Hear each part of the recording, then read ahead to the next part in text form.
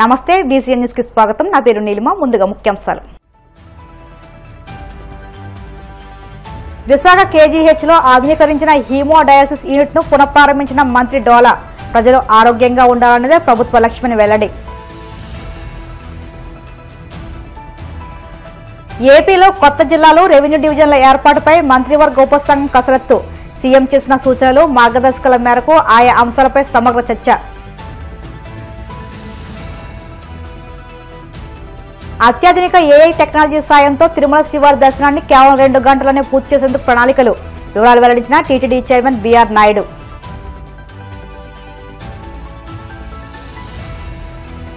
BRS పార్టీని కేసీఆర్ బీజేపీకి తాకట్టు పెట్టారన్న తెలంగాణ సీఎం రేవంత్ రెడ్డి. జూబ్లీహిల్స్ లో మైనార్టీలను మభ్యపెట్టడానికి కుట్ర జరుగుతుందని ఆగ్రహం. ప్రజలు ఆరోగ్యంగా ఆనందంగా ఉండాలన్నదే ప్రభుత్వ లక్ష్యమని, దానిలో భాగంగానే వైద్య సేవలను యూనివర్సల్ డీటెయిలేజ్ విధానంలో ప్రజలకు చేరువ చేస్తున్నామని విశాఖ జిల్లా ఇన్ఛార్జి మంత్రి డోలా బాలవీరాంజనేయ స్వామి అన్నారు. CSR నిధుల కింద NTPC సమకూర్చిన 2 కోట్ల ఆర్థిక సహాయంతో KGH నెఫ్రాలజీ విభాగంలో ఆధునీకరించిన హీమోడయాలసిస్ యూనిట్ ను ఆయన పునఃప్రారంభించి ప్రజలకు అందుబాటులోకి తీసుకొచ్చారు. అనంతరం ఆయన మీడియాతో మాట్లాడుతూ ప్రజల ఆరోగ్యం కోసం ప్రభుత్వం ఎన్నో చర్యలు చేపట్టిందని, దానిలో భాగంగా అందరికీ ఉపయోగపడేలా 25 లక్షలతో సార్వత్రిక ఇన్సూరెన్స్ కల్పించేందుకు మంత్రివర్గం ఆమోదం తెలిపిందని గుర్తు చేశారు.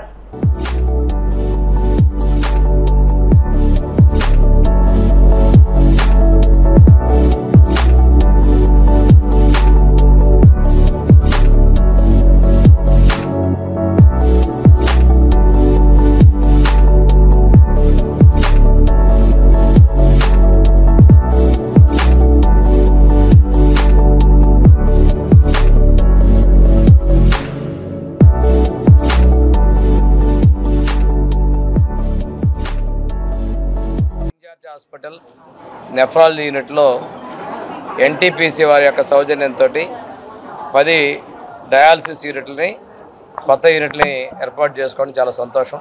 దీనికి 2 కోట్ల రూపాయల నిధుల్ని NTPC వారు వెచ్చించినందుకు రాష్ట్ర ప్రభుత్వం తరఫున వారికి నేను ప్రత్యేకంగా ధన్యవాదాలు తెలియజేస్తా ఉన్నాను. చాలా యాక్టివ్గా ఉత్తరాంధ్రలో మన KGH నెఫ్రాలజీ యూనిట్ సర్వీసెస్ అద్భుతంగా నడుస్తూ ఉన్నాయి. ఇది చాలా ప్రాచీనంగా ఉంది. మన ఉమ్మడి రాష్ట్రంలోనే ఉన్నటువంటి యూనిట్. ఇక్కడ కూడా నెఫ్రో ప్లస్కి అదనంగా 13 యూనిట్లు ఉన్నాయి.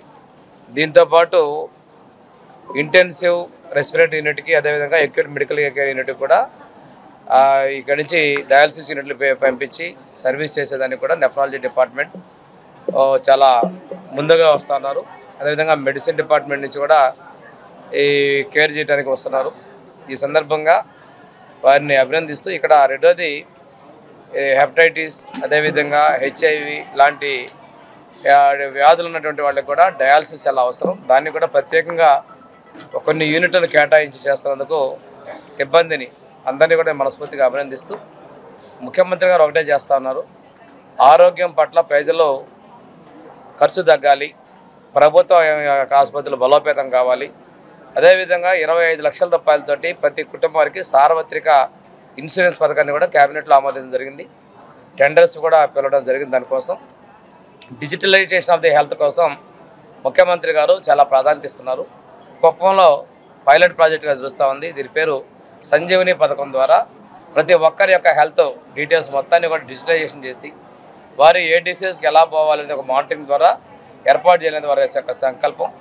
ప్రజలందరూ ఆరోగ్యంగా ఆనందంగా ఉండాలి, ఆర్థికంగా బలోపేతం అవ్వాలి. ఆ విధంగా ఉండాలంటే, ఆరోగ్యంగా ఉన్నట్లయితే వైద్య ఖర్చులు తగ్గాలి అనే దానికోసం భారతదేశంలో లేని విధంగా యూనివర్సల్ ఇన్సూరెన్స్ పాలసీ కూడా మేము తీసుకొస్తున్నామండి. NTR వైద్య సేవ తోటి ఈ స్కీమ్స్ ద్వారా మనం ఇంటిగ్రేట్ అయ్యి ముందుకు వెళ్తామని చెప్పి తెలియజేసుకుంటాం.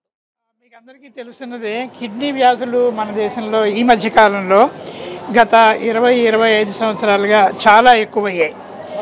ఈ కిడ్నీ వ్యాధులు మామూలుగా షుగర్ వల్ల కానీ, హై బ్లడ్ ప్రెషర్ వల్ల కానీ వస్తూ ఉంటాయి. ఇది కాకుండా మన ప్రాంతాల్లో, ముఖ్యంగా ఉత్తరాంధ్ర ప్రాంతాల్లో ఇంకొక ముఖ్యమైన వ్యాధి ఉంది. దాన్నే chronic kidney disease of unknown etiology అంటున్నాం. అంటే ఇక్కడ ప్రాంత ప్రజల్లో, ముఖ్యంగా వ్యవసాయ పనులు చేస్తున్న వ్యవసాయ కార్మికుల్లో ఎక్కువగా వ్యాధి చూస్తున్నాం. 100కి 17% ప్రజల్లో ఈ వ్యాధి చాలా ప్రబలంగా ఉంది. ఈ వ్యాధులన్నిటి వల్ల కూడా మన ప్రాంతంలో సుమారుగా ఒక 20% మందికి ఏదో రకమైన కిడ్నీ వ్యాధి ఉంటుంది. వీళ్ళలో చాలా తీవ్రమైన కిడ్నీ వ్యాధి ఉండి డయాలసిస్ కానీ కిడ్నీ మార్పిడి కానీ అవసరమైన వాళ్ళు వీళ్ళలో చాలామంది ఉంటున్నారు. ఈ తీవ్రతను గమనించే మనం సుమారుగా 2010 ప్రాంతంలోనే ఎన్టీఆర్ వైద్య సేవ ద్వారా ప్రజలందరికీ ఫ్రీగా హెల్త్ అందజేయడానికి ఈ డయాలసిస్ ప్రోగ్రామ్ ప్రభుత్వం వారికి అదేవిధంగా ఇక్కడ పనిచేసిన అడ్మినిస్ట్రేషన్కి అందరికీ కూడా మేము చాలా థ్యాంక్స్ చెప్తున్నాం. We are extremely grateful to the administrator, especially Vani ma'am and all the whoever pursued this and Dr. Raviraju sir is the one who initiated dialysis department way back in 1985 and he is the one who started dialysis here. Now dialysis reached the masses means he is the one behind it, because under the Arogyashri scheme dialysis was introduced and the first live transplant is done here by Dr. Raviraju garu. So first organ transplantation చేసింది కూడా సారే. అదేవిధంగా వాణి madam, మా working team, మా post graduates అందరి సహకారంతో ఇవాళ మేము డయాలసిస్ సేవలు అందించడానికి మాకు ఈ అవకాశం దొరికినందుకు మేము ఎంతో కృతజ్ఞతలు. జిల్లాల పునర్వ్యవస్థీకరణ సమస్యల పరిష్కారంపై ఏర్పాటైన మంత్రివర్గ ఉపసంఘం అధ్యయనం తుది దశకు చేరింది. అది త్వరలోనే సీఎం చంద్రబాబుకు నివేదిక ఇవ్వాలని మంత్రులు నిర్ణయించారు. కొత్త జిల్లాలు, రెవెన్యూ డివిజన్ల ఏర్పాటు సహా మండలాలు, గ్రామాల సరిహద్దుల మార్పులకు సంబంధించి తీసుకోవాల్సిన చర్యలను సిఫార్సు చేయనున్నారు. జిల్లాల పునర్విభజన సమస్యల పరిష్కారంపై ఏర్పాటైన మంత్రివర్గ ఉపసంఘం సచివాలయంలో సమావేశమై సుదీర్ఘంగా చర్చించింది. సీఎం చేసిన సూచనలు, మార్గదర్శకాల మేరకు ఆయా అంశాలపై సమగ్రంగా చర్చించారు. మదనపల్లి, మార్కాపురం కేంద్రాలుగా కొత్త జిల్లాలు చేయాలనే ప్రతిపాదనలకు ఇప్పటికే ఆమోదముద్ర వేయగా మరిన్ని కొత్త జిల్లాల ఏర్పాటు ప్రతిపాదనలపై లోతుగా చర్చించారు. తిరుమల శ్రీవారి భక్తులకు టీటీడీ శుభవార్త చెప్పింది. అత్యాధునిక ఆర్టిఫిషియల్ ఇంటెలిజెన్స్ టెక్నాలజీ సాయంతో స్వామివారి దర్శనాన్ని కేవలం 2 గంటల్లోనే పూర్తి చేసేందుకు ప్రణాళికలు సిద్ధం చేస్తున్నట్లు TTD board chairman B R Naidu వెల్లడించారు. దీనికి సంబంధించిన పైలట్ ప్రాజెక్టు ఇప్పటికే విజయవంతమైందని, త్వరలోనే ఈ విధానాన్ని భక్తులకు అందుబాటులోకి తెస్తామని ఆయన హామీ ఇచ్చారు. టీటీడీ చైర్మన్ గా బాధ్యతలు చేపట్టి ఏడాది పూర్తయిన సందర్భంగా ఆయన హైదరాబాద్ లో మీడియాతో మాట్లాడారు. ఈ సందర్భంగా పలు కీలక నిర్ణయాలను ప్రకటించారు. అదేవిధంగా ఇప్పుడు మీరు లడ్డూ చూసినట్టయితే అప్పటికి ఇప్పటికీ చాలా తేడా ఉంది. 100% ప్రసాదాలు బాగున్నాయి, లడ్డూలు బాగున్నాయి, 10 రోజులైనా నిల్వ ఉంటా ఉంది అని చెప్పేసి మాకు వచ్చినటువంటి ఫీడ్బ్యాక్.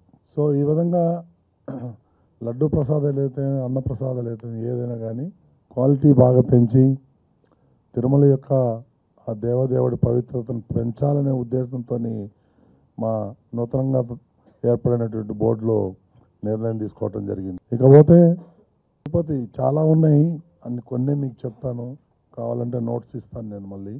తిరుపతి స్థానికులకి నెలకి ఒకసారి, అంటే మొదటి మంగళవారం ఒక 3000 మందికి స్థానికులకి దర్శనం కల్పించే ఏర్పాట్లు చేశాం. దానివల్ల స్థానికుల్లో ఉన్నటువంటి వ్యతిరేకత పూర్తిగా తగ్గిపోయి మమ్మల్ని గుర్తించారు తిరుపతి ప్రజలకి అనేటువంటి సంతోషాన్ని వాళ్ళు కూడా వ్యక్తపరిచారు. అదేవిధంగా వివిధ రాష్ట్రాల నుంచి టూరిజం వాళ్ళకి 4000, 5000 టికెట్లు ప్రతిరోజు ఇచ్చేవాళ్ళు. మీ అందరికీ తెలుసు, గతంలో కూడా చెప్పాం మేము. అవన్నీ కూడా బ్లాక్ మార్కెటింగ్ పోతున్నాయి. సామాన్య భక్తులకి దర్శనం దొరకట్లేదని దాన్ని రద్దు చేయాలని రద్దు చేసి సామాన్య భక్తులకి వాటిని కేటాయించడం జరుగుతూ ఉంది. ఈ విధంగా తిరుమలలో ఉన్నటువంటి కాటేజెస్ ఏవైతే ఉన్నాయో వాటన్నిటికీ సొంత పేర్లు పెట్టుకున్నారు కాటేజీలు. మా బోర్డు నిర్ణయం తీసుకుంది సొంత పేర్లు తీసేసి దేవుడి పేర్లు పెట్టాలి అని. ఆ కార్యక్రమం కూడా పూర్తి చేయడం జరిగింది. అయితే ఈ సిమ్స్ హాస్పిటల్ ఏదైతే ఉందో, మేము ఛార్జ్ తీసుకునేటప్పుడు ఆ సిమ్స్ హాస్పిటల్ చాలా అధ్వానంగా ఉంది. దాన్ని మెరుగుపరచాలంటే ఏం చేయాలని ఒక బోర్డు ఒక నిర్ణయం తీసుకొని మాజీ ఐఏఎస్ అధికారి, మాజీ ఈఓ టీటీడీ అయినటువంటి ఐవి సుబ్బారావు గారిని చైర్మన్గా పెట్టి ఒక కమిటీ వేసి ఆ కమిటీ రిపోర్ట్ తీసుకొని ఆ హాస్పిటల్ని ఏం చేయాలి, ఎలా వైద్య సేవలు మెరుగుపరచాలి. ఎందుకంటే కంప్లీట్ ఆ రాయలసీమ ఏరియాలో అదొకటే పెద్ద హాస్పిటల్ కాబట్టి ఆయన ఇచ్చిన రికమెండేషన్స్ ప్రతి సంవత్సరం 50-60 కోట్లు ఏదైతే ఉందో గ్రాంట్గా ఇచ్చేవాళ్ళం. దానికి అదనంగా మళ్ళీ ఒక 71 crores పెట్టి ఈ హాస్పిటల్ని బాగు చేయటం జరిగింది. ఇప్పుడు చేస్తున్నారు. అది మొన్ననే 100 మంది డాక్టర్లను తీసుకోవాలి, అందులో 50 మందిని తీసుకున్నాం, ఇంకో 50 మందిని త్వరలోనే తీసుకున్నాం. తెలంగాణ రాష్ట్రం జూబ్లీహిల్స్ ఉప ఎన్నికల సందర్భంగా బీజేపీ అభ్యర్థి లంకా దీపక్ రెడ్డిని గెలిపించాలని ఎంపీ కొండ విశ్వేశ్వరరెడ్డితో కలిసి కేంద్ర ఉక్కు భారీ పరిశ్రమల శాఖల సహాయ మంత్రి భూపతిరావు శ్రీనివాస్ వర్మ విస్తృతంగా ప్రచారం నిర్వహించారు. ఈ సందర్భంగా ఏర్పాటు చేసిన సమావేశంలో కేంద్ర మంత్రి శ్రీనివాస్ వర్మ మాట్లాడుతూ స్థానిక సమస్యల పరిష్కారం, జూబ్లీహిల్స్ అభివృద్ధికి బీజేపీ ఎంతగా కట్టుబడి ఉందో ప్రజలకు వివరించారు. దాదాపు 2 సంవత్సరాలు కాంగ్రెస్ పాలనలో రాష్ట్రంలో అభివృద్ధి శూన్యమని ధ్వజమెత్తారు. అభివృద్ధి, పారదర్శకత, సంక్షేమం, మౌలిక సదుపాయాల కల్పనకు బీజేపీకి మద్దతు ఇవ్వాలని ఓటర్లను విజ్ఞప్తి చేశారు. భారతీయ జనతా పార్టీకి దేశంలో అన్ని వర్గాల ప్రజలు కూడా పెద్ద ఎత్తున మద్దతు ఇచ్చేటువంటి పరిస్థితి కనబడుతుంది. నరేంద్ర మోడీ గారి నాయకత్వంలో కేంద్రంలో ఎన్డీఏ ప్రభుత్వం ఏర్పడ్డాక ప్రధాని మోడీ కూడా ప్రపంచవ్యాప్తంగా ప్రతి భారతీయుడి యొక్క గౌరవ ప్రతిష్టలు పెరిగాయి అనేటువంటి విషయంలో ఏమాత్రం కూడా అనుమానం. భారత ప్రధాని ఏ దేశం వెళ్ళినా కానీ ఎంత పెద్ద ఎత్తున వారిని స్వాగతిస్తున్నారనేటువంటి విషయం కూడా మనందరికీ ఒకప్పుడు అగ్రరాజ్యాల అధ్యక్షులకు అధినేతలకు మాత్రమే పరిమితమైనటువంటి గౌరవాలు ఏదైతే ఉన్నాయో ఇవాళ భారత ప్రధానమంత్రి పొందుతున్నాడు అనేటువంటి విషయంలో ఏమాత్రం కాదు. ప్రపంచంలో ఒక కీలకమైనటువంటి శక్తి, ఒక బలమైనటువంటి ఆర్థిక వ్యవస్థ ఇవాళ భారతదేశం. జపాన్ అధిగమించి ఇవాళ 4వ స్థానంలో అటువంటి వ్యక్తి ఇవాళ దేశంలో నాయకత్వం వహించింది.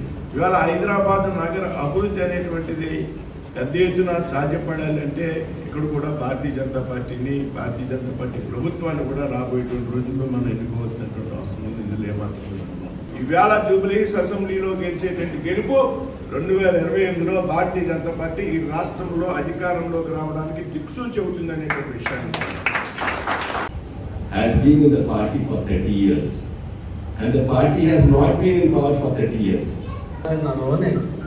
ఒక 20-30 ఏళ్ల బట్టి మూల పడిపోయి ఎన్ని ప్రభుత్వాలు వచ్చినా కదలని.